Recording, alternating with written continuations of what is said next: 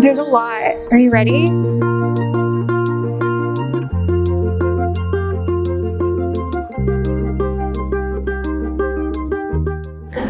My name is Meggan Joy. I am an artist that uses plants to tell human stories.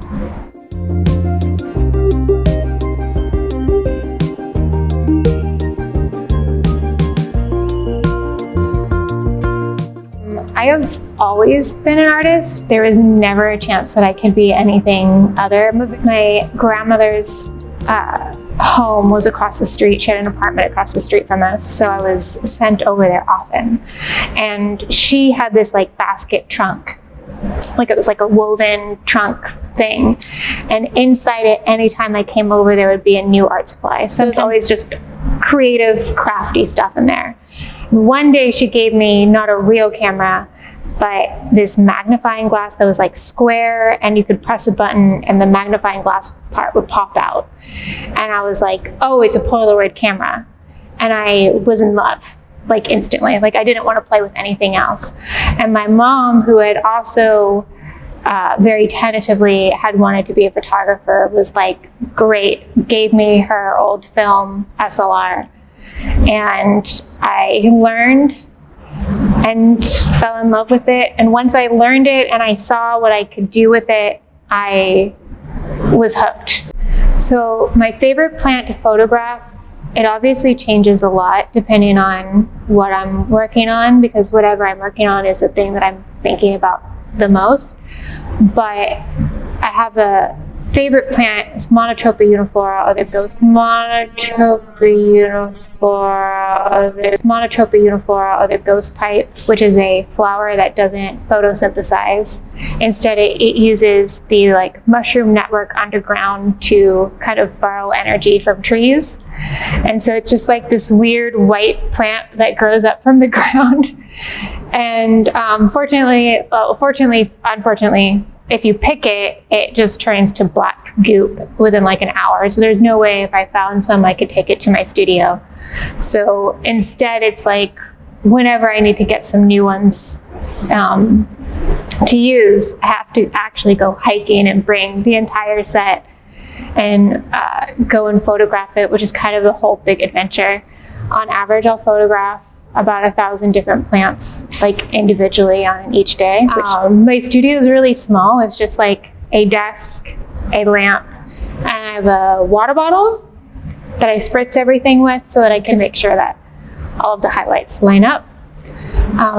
The benefit of that is that the entire studio is very mobile too. So if there's something that I can't take home to photograph, I can go with it and replicate it to match everything really well as well. When I'm choosing certain plants for certain pieces, there's a lot that goes into that recipe. Sometimes it's just as simple as what color I really feel like the piece should be.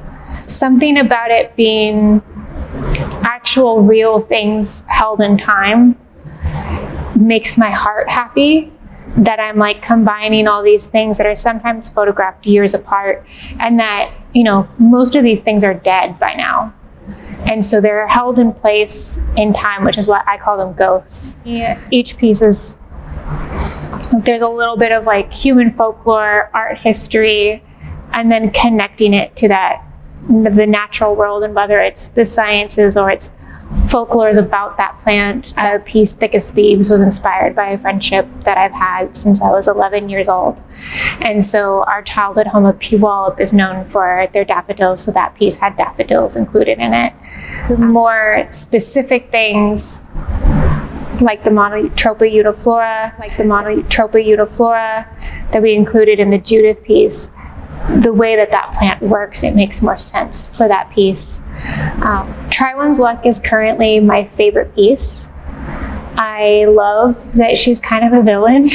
Like, she's so adorable and she's full of like strawberries and garlic, but also like mushrooms are gonna make you trip, which is just delightful to me.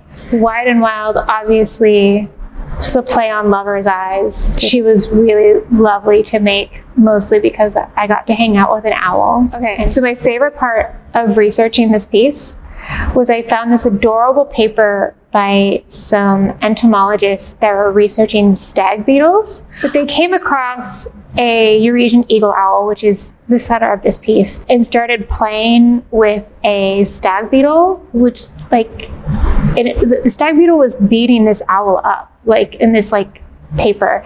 It was the cutest paper I've ever read in my entire life. Scientific papers aren't that cute or interesting.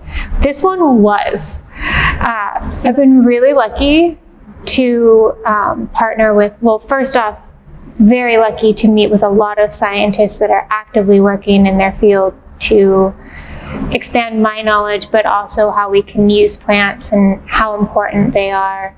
Also worked with the Burke Museum, who has graciously allowed me access to their collections to photograph for things that I just wouldn't feel comfortable collecting on my own.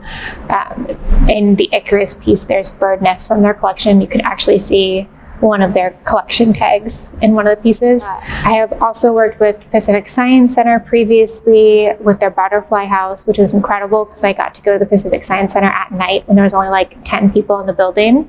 And as somebody that grew up here, what a magical experience that was.